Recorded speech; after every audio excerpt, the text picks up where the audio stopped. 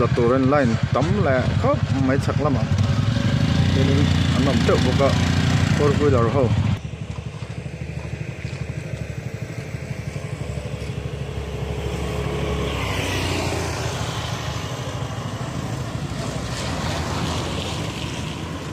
two wheeler đâu chắc ở ngay là gì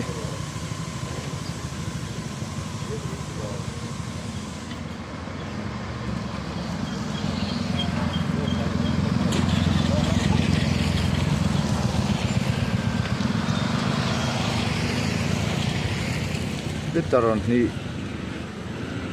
train two wheeler ra hiện anh pen nhiều mấy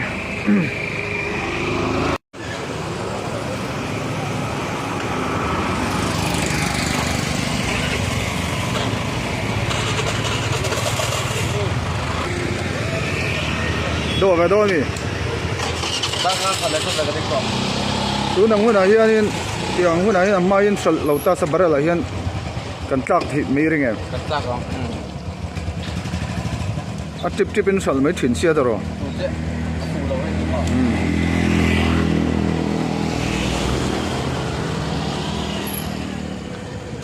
Tầm trệ khóc mãi.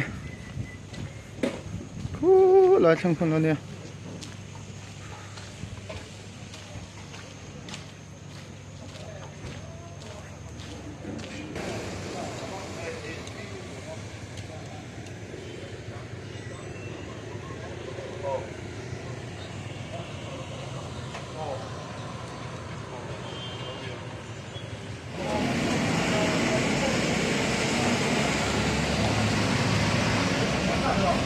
Two wheeler ra hian zahi man an pe a four wheeler ra hian zangaman an pet shop me kan hitun hian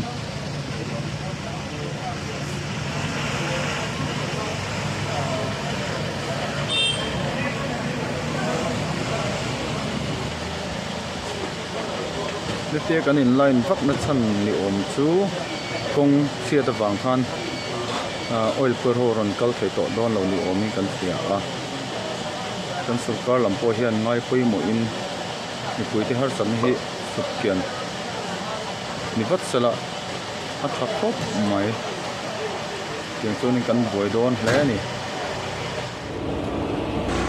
hian petrol la hi an tam khop mai lak tum hi ka te na ai line sẽ là thui ngang mày mà dầu trép bắn tỉ petrol dầu trép bắn tỉ